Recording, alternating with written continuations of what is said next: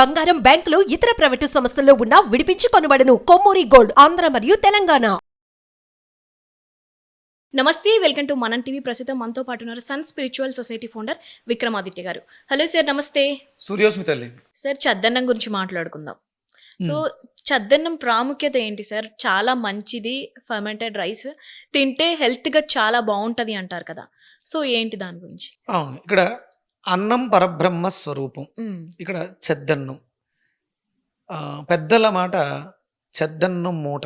అవును, ఇవి రెండు మనం బాగా వింటాం. ఇక్కడ అన్నం పరబ్రహ్మ స్వరూపం అనగానే భుజించడానికి యోగ్యమైనటువంటి పదార్థం. భుజించే ప్రతిదాన్ని కూడా అన్నం అంటారు. బ్రహ్మ పదార్థాన్ని అన్నము అంటాం. అన్నం అంటే రైస్ కాదు, కేవలం తెల్లటి బియ్యాన్ని అన్నం అనం. అది తినే ప్రతిదాన్ని, బ్రహ్మ పదార్థం కలిగిన ప్రతిదాన్ని అన్నం అంటాం. మనం ఏదైతే తింటామో అదంతా అన్నమే. ఇప్పుడు అంటే అన్నం అనగానే వైట్ రైసే గుర్తు వస్తుంది అందరూ. ఇక్కడ మీరు మాట్లాడింది ఫెర్మెంటేషన్, పులియబెట్టబడినది. మీరు ఈస్ట్ గురించి విన్నారా? ఈస్ట్ ఫుడ్ లో వాడతారు, అంటే బేకింగ్ ఫుడ్ లో వాడతారన్న మాత్రమే తెలుసు. దాంట్లో ఏముంటాయి? ఈస్ట్ లో బి కాంప్లెక్స్ ఫ్యామిలీ ఉంటుంది. బి కాంప్లెక్స్ ఫ్యామిలీ ఈస్ట్ లో ఉంటుంది. B1, B2, B6, B5, B12 ఫ్యామిలీయే ఉంటుంది. బికి సంబంధించిన అంటే B17, అంటే క్యాన్సర్ని కంట్రోల్ చేసే B17, ఇలాంటివన్నీ ఉంటాయి ఈస్ట్లో. అదేంటి? ఈస్ట్ అంటే బూజు, ఒక టైప్ ఆఫ్ ప్రాసెస్ చేసినటువంటి ఫర్మెంటేట్ చేయబడినటువంటి ప్రొడక్ట్, బై ప్రోడక్ట్. అది కొన్ని పదార్థాలని పులియబెట్టడం ద్వారా దాని పైన వచ్చినటువంటి దాన్ని గ్రాన్యూల్స్ చేస్తారు, పౌడర్ చేస్తారు, దాన్ని ఈస్ట్ అంటారు. ఇది ఏమీ తెలియదు, ఇలాంటి సైంటిఫిక్ నాలెడ్జ్ లేని రోజుల్లో వండిన పదార్థాలని పులియపెట్టి మనకి మన తాతయ్యలు, అమ్మమ్మలు పెట్టేవారు. అందుకనే వాళ్ళు పెద్దలు, పితరులు వాళ్ళు చెప్పిన మాట చెద్దన్నం మూట, చెద్ది అన్నము. నిన్న వండి నీటిలో వేసి నిల్వ ఉంచడం ద్వారా, పులియడం ద్వారా, అందులో గుడ్ బ్యాక్టీరియా ఫామ్ అవడం ద్వారా, అందులో ఉన్నటువంటి పోషక విలువలు పెరగడం ద్వారా అది మనకి శరీరానికి పోషణ ఇస్తుంది. అందుకని పెద్దల మాట అంటే మనకు ఏదైనా చెప్తారు, ఇలా వెళ్తే మంచిది కాదు, ఎందుకంటే వాళ్ళకి అనుభవం ఉంది. అలా వెళితే ఇబ్బంది జరుగుద్ది, పొరపాట్ల వల్ల మనం ఇబ్బందులు పడతాం. అలా వెళ్ళటం మానేసి వాళ్ళ మాట వింటే బాగుపడతాం, లేదైతే ఇబ్బందులు పడతాం. వాళ్ళ మాట ఎంత విలువైందో వాళ్ళ మాటలాగే మన శరీరానికి అంత విలువైన పదార్థం చద్ది అన్నము. చల్ది అంటే చల్లబడింది, అంటే చంద్రుడి కాంతితో, అంటే చంద్రుడికి ఉన్నటువంటి పోషకాలు. ఉదయం సూర్యోదయం సూర్యుడి యొక్క కిరణాలని తీసుకుంటాడు ఆయన.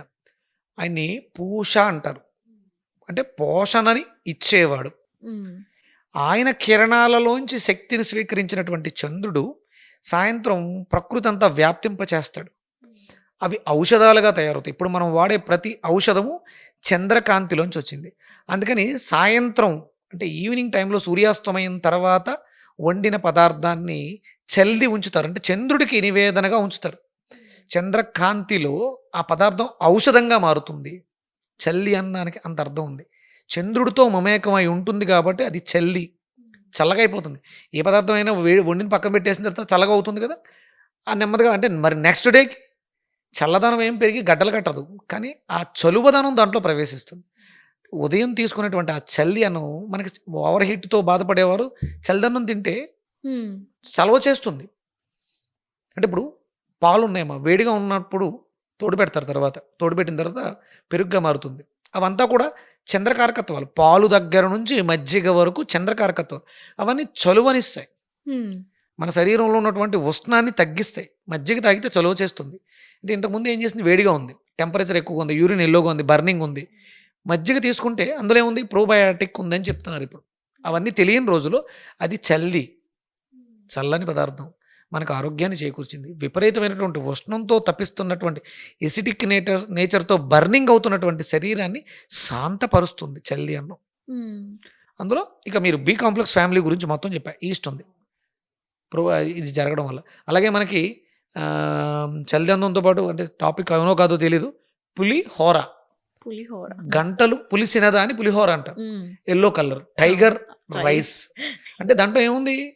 పులియడం ద్వారా పులుపు, చింతపండుతో తయారు చేస్తారు, నిమ్మకాయతో తయారు చేస్తారు. పులిసింది అంటే వండిన వెంటనే బాగోదు పులిహోర. అవును, అది అంటే ఒరిజినల్గా పూర్వం అంటే మనకి ఆ పేరు పెట్టడానికి అది కారణం అయి ఉండొచ్చు నేను అనుకుంటున్నాను. దేవాలయాలకు వచ్చే వాళ్ళందరికీ కూడా పులిహోర పెడతారు. అవును. అవును. మరి ఉదయం వచ్చిన వెంటనే పులిహోర పెట్టాలంటే ఉండదంటే నిన్న నైట్ చేసి ఉండాలి. అందుకొరకే పులియబడింది, పుల్లగా ఉంది. ఈ ప్రోబయోటిక్ ఉండడం వల్ల అంటే దాంట్లో వేసేటువంటి ఆ నిమ్మలో నానినటువంటి ఆవాలు, జీలకర్ర, అల్లము, కరివేపాకు, దాంట్లో వేసే పోపులు ఇవన్నీ కూడా లెమన్‌తో ప్రాసెస్ జరిగినాయి. ప్లస్ ఇవన్నీ ఒక నైట్ నిద్ర చేసినాయి, పులిసినాయి. హోర అంటే పులి, హోర అంటే గంట, హవర్. హవర్ నుంచి హోర పుట్టింది. ఆ! మనకి గంట గంటకి హోరలుంటాయి. హ్మ్. సూర్యహోర, చంద్రహోర ఇలా ఉంటాయి కదా! అంటే పులియడం అంటే హోరలు గంటలు పులిసినటువంటి హోరతో తయారైన పదార్థాన్ని పులిహోర అన్నాం. దాంట్లో కూడా టైగర్ ఫుడ్ అన్నాం దాన్ని. హ్మ్. విపరీతమైనటువంటి ఎనర్జీ ఉంటుంది. హ్మ్. ఇప్పుడంటే చాలామంది పులిహోరను తినే యోగ్యతను కోల్పోయాం. అవును. ఎసిడిటీ నేచర్ వల్ల పులిహోర తింటే గ్యాస్ట్రిక్ పెరుగుతుంది. ఆహా! చింతపండు వల్ల సార్? చింతపండు అది ప్రాబ్లం మనలో ఉంది, దాంట్లో లేదు. పులిహోర ఎవరైనా తినొచ్చు, చింతపండు ఎవరైనా తినొచ్చు, నిమ్మకాయ ఎవరైనా వాడొచ్చు. వాడాలి. అంటే వాడకూడదని ఏదో చెప్తున్నారా అయన్నీ ఏం లేదు. అందుకని చల్దీ అన్నం అనేది చాలా అద్భుతమైనటువంటి హ్మ్. మల్టీవిటమిన్ కలిగినటువంటి పదార్థం. హ్మ్. పులియబెట్టి సమ్ బ్రేక్‌ఫాస్ట్‌గా దాన్ని మంచిగా ఈజీగా తీసుకోవచ్చు కదా సార్? హ్యాపీగా తీసుకోవచ్చు. మంచిది అవసరం. అంటే సాలిడ్ పని చేసే వాళ్ళకి పూర్వం రైతులు పొద్దుటే చలిదన్నం మూట కట్టుకొని వెళ్ళిపోయేవారు పనికి. 4 గంటలకలా లేచి వెళ్ళిపోయి శుభ్రంగా ఒక 6, 7 గంటల వరకు వాళ్ళ పనులన్నీ చేసుకొని, ఓ 3 గంటలు, 4 గంటలు పని చేసిన తర్వాత 7 గంటలకో, 8 గంటలకో చలిదన్నం తినేసి పని అయిపోద్ది. 12 గంటలకల్లా పనులు పూర్తి చేసుకొని ఇంటికొచ్చేసేవారు. మళ్ళీ ఇంటికొచ్చిన వెంటనే వాళ్ళకి వేడి వేడిగా వండి భోజనం పెట్టేవారు. అయిపోయింది. మళ్ళీ వెళ్ళి 2 గంటలకెళ్ళి సాయంత్రం 6 గంటల దాకా అంటే గోధూళి సమయం అంటారు, సూర్యాస్తమయం. ఆ సమయం వరకు పని చేసుకొని రావడం, వచ్చిన తర్వాత శుభ్రంగా స్నానం చేస్తాం, ఒక గ్లాసుడు పాలు తాగడం, పడుకోవడం. సరిపోయింది. వాళ్ళ జీవితం చాలా హ్యాపీ. కానీ ఇప్పుడు అలా కాదు సార్. అంటే ఓట్స్ అని, అవ్వని రకరకాల బ్రేక్‌ఫాస్ట్‌లు వచ్చేసాయి. మంచిదే. హ్మ్. వీట్లి వల్ల మనం ఏమన్నా ఆరోగ్యంలో అభ్యున్నతి సాధించామా? ఆ! అది చూసుకోవాలి. ఏమీ లేని రోజుల్లో ఆ చలిదన్నాన్ని తిని ఆరోగ్యంగా, దృఢంగా, స్ట్రాంగ్‌గా మా తాత 90 ఏళ్ళు బతికాడు, మా తాత 100 ఏళ్ళు బతికాడని చెప్పుకున్నాం తప్ప, మనం ఎవరున్నాం? మన మనవలు ఆ విషయం చెప్పుకోలేరు. చెప్పుకుంటారేమో, మా తాత 65 ఏళ్ళు బతికాడు, నేను 65 ఏళ్ళు బతికితే గర్వం. ఎందుకంటే లైఫ్ స్పాన్ ఉండే కొలది ఎందుకు తగ్గిపోతుందంటే మన ఆహార విహార వ్యవహారాలు మారిపోతున్నాయి. ఇప్పుడంతా కూడా డిపెండెన్సీ. భారతదేశం ఎవరి మీద ఆధారపడదమ్మా. భారతదేశంలో భారతీయులు ఎవరు కూడా ఎవరి మీద ఆధారపడకుండా బ్రతకాలి. స్వయం ప్రతిపత్తి. ఎవరికి వాడు వ్యవసాయం చేసి సొంతంగా వాళ్ళకు వాళ్ళు వృత్తులు అవును. అలా బ్రతికేవాళ్ళు, 10 మందిని బ్రతికించేవాళ్ళు. ఇప్పుడు అందరం కూడా కార్పొరేట్స్, వెస్ట్రన్ కంట్రీస్ వాటి మీద ఆధారపడి అందరం పనివాళ్ళమే. మన వ్యవసాయ భూముల్ని అలా బీడు భూములుగా వదిలేసి దిగుమతులు చేసుకుని పదార్థాలని బ్రతుకుతున్నాం. అంటే మళ్ళీ యువతలో మార్పు రావాలి, వ్యవసాయం చేయాలి, ప్రపంచ దేశాలకి భారతదేశం నుంచి ఆహారం అందివ్వాలి. ఇది మనకి పెద్దలు ఇచ్చినటువంటి సంపద. పెద్దల మాట చెద్దన్నం మూట. మళ్ళీ ఆ చెద్దన్నంలోంచి ఆ క్వాలిటీస్ని, అంటే క్వాలిటీ అంటే కేవలం బలం ఒక్కటే కాదు, ప్రోటీన్స్, విటమిన్స్, మినరల్స్ కాదు, మనస్సు, అవును. పీస్. ఎవరి దగ్గర పీస్ ఉంది? ప్రశాంతత ఎవరి ఎవరి దగ్గర? దగ్గర లేదు. చెద్దన్నం తిన్నోడు శుభ్రంగా ప్రశాంతంగా కష్టపడి పని చేస్తాడు, తల కింద చేయబెట్టుకుని తుండుకోట పెట్టుకుని నిద్రపోతాడు. అవును. కోట్లు సంపాదించిన, మీరు ఓట్స్ తిన్నా, బిర్యానీలు తిన్నా, ఏం తిన్నా ఏం రాదు. నిద్ర లేదుగా. అవును. శుభ్రంగా 6:30, 7 గంటలకి పాలు తాగేస్తే 8 గంటలకు అలా మంచం మీదకి చేస్తే 10 నిమిషాల్లో నిద్రలోకి వెళ్ళిపోవాలి. పొద్దుటే 3 గంటలు, 4 గంటలకు మెలకువ రావాలి. వాడు సంపన్నుడు, ఆరోగ్యవంతుడు, ఐశ్వర్యవంతుడు. Yes sir. Right sir. సూర్యసుంతలు.